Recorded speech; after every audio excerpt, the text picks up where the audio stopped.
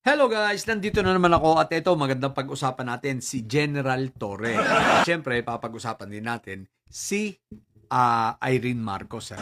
Pero guys, ito, pag-usapan muna natin si General Torre sapagkat ito sa aking pananaw, mukhang mukhang hindi kaya iginugroom ito si General Torre. At mga ilang panahon, isang taon mula ngayon o ilang buwan, magiging secretary ito ng hindi ko alam kung saan siya pwede ilagay o ilalagay sapagkat palagay ko entry point niya ito para sa paghulma sa kanya patungo sa kanyang political career. So ang pagiging GM niya sa MMDA. Hindi kaya ito ay hinuhubog para exposure. Kasi syempre wala na siya sa PNP. So may expose siya ng gusto rito sa MMDA at dito ang kanyang magiging baseline, no? So para makabuo siya ng kanyang ang tawag ay series of credentials sapagkat syempre kilala na siya sa PNP. So dito naman huhubugin ang kanyang management expertise or management skills, no? So kaya nga guys palagay ko hindi kaya hinuhubog si General Torre patungo sa isang magandang political career niya? Which is, ako gusto ko yan. Sang-ayon ako dyan. So, isang araw, magugulat tayo, biglang i-appoint ito ni PBBM bilang isang secretary. Pwede, kumbaga, kung saan siya ilalagay, Pero ang importante, makikita ang kanyang mga set of skills, management, political will. At the same time, kitang-kita natin, si General Torre kasi, may very competitive talaga ito dahil unang-una talaga malakas ang karisma. May, kumbaga sabi nga ng mga political analyst, ito ay may dating. Tsaka may karisma sa tao. So, malaki talaga ang tsansa. Ngayon, hindi naman siya sa pagka-presidente, kundi maaaring sa vice-presidente. Fit na fit itong si General Torre as starting point sa kanyang political career. So ikakampanya ko talaga ito kung ito'y magdidesisyon at talagang ito'y mauuwi sa pangangandidato bilang vice presidente. Ngayon, ang tanong, sino naman ang pwede niya maging presidente? Sino pa ba? Kung si Irene Marcos, ang tawag nga ni attorney, shoutout kay attorney Rene kung Rene Bueno kung si Irene Marcos ay tatakbo bilang presidente, ito ang sleeping giant talaga. Isang matalinong babae, hindi kagaya ni Mangga. Kumbaga, first time niyang papasukin ang politika. Walang bahid ng korupsyon at punong-puno ng katalinuhan. Yun ay kung tatakbo siya, hindi ako magdadalawang isip, ikakampanya ko talaga to. Siguradong sigurado ako at sana nga tumakbo, magdesisyon si Manang Irene na pasukin na niya ang politika, kailangan siya ng Pilipinas. At napakagandang tandem ng dalawang ito. Gustong-gusto ko yan. Irene Marcos, General Torre. Pero ang tanong, paano kung hindi tatakbo si Irene? Sino kaya ang pwede natin maging opsyon? Ako guys sa totoo lang hindi na ako tumitingin sa kulay ngayon.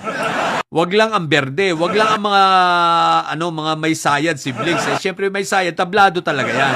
Ang ibig kong sabihin guys, dilaw o pink, hindi na ako tumitingin sa kulay. Ang kailangan natin ay mag-perform, nagmamahal sa bansa, at ang layunin talaga ay nakikita natin ay para paunlarin ang Pilipinas, paunlarin ang buhay ng ating mga kapwa Pilipino, at pagandahin ang ating bansa, di ba? So yan ang akin nang tinitingnan. Sa madaling salita, siguro naiisip nyo ang aking naiisip, Kung sino man dito, i-rumble natin ito. Pwede maging partner ni...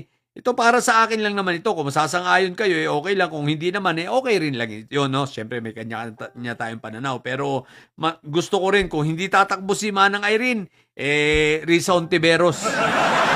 Fire ako dyan. Guna ako dyan. Pero, kay Risa Ontiveros, makapartner sana ito ni kung hindi tatakbo si Manang Irene, makapartner ito ni General Torre. No?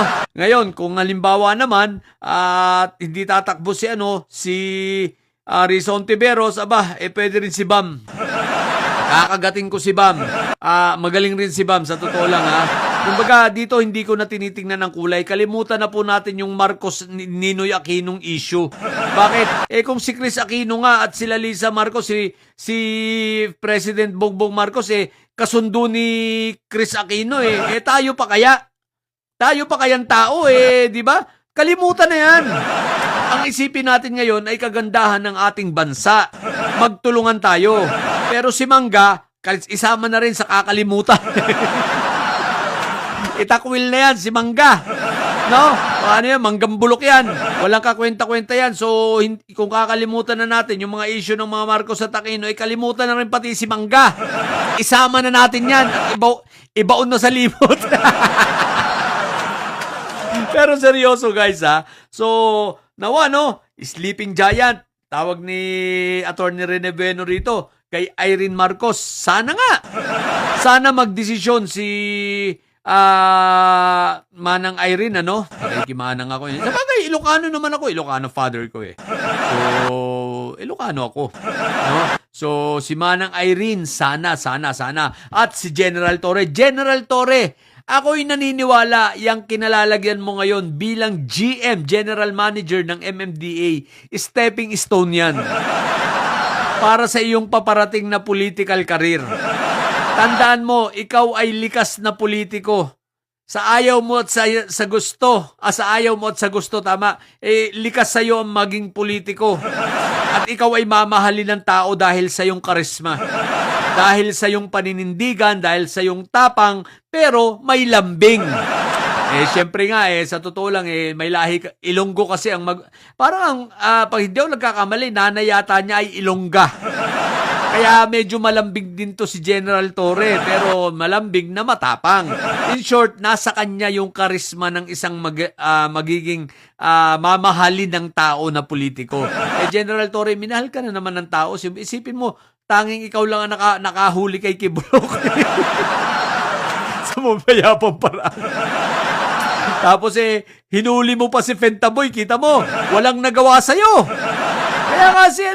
Kaya nga pilit kang ginawa ng mga chismis at natanggal ka sa PNP. Sa totoo lang may kinalaman dyan buti na lang, nawala na ito si Bersamin Kaya ka nawala dyan kasi nga, maraming nagalit sa'yo. Pero tandaan mo, General Torre mas GM Torre na ngayon. GM Torre, mas maraming nagmahal sa'yo. Mas maraming sumusuporta sa'yo. Maniwala ka. Kung ikaw ay tatakbo, Vice President, landslide. Sure win ka.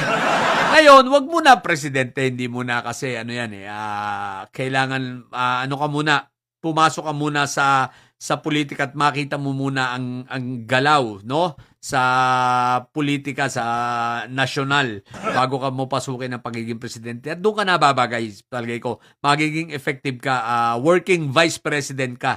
Hindi kagaya nung vice presidente ngayon na puro lakwatsa. Ano rin naman yun? Anong tawag doon?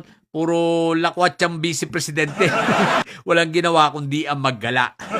So, yan. Abang-abangan natin 2028 pa naman. Pero at least malaman natin ngayon, So, si Manang Irene, sana magparamdam. Kung hindi man siya, o bukas ako para kay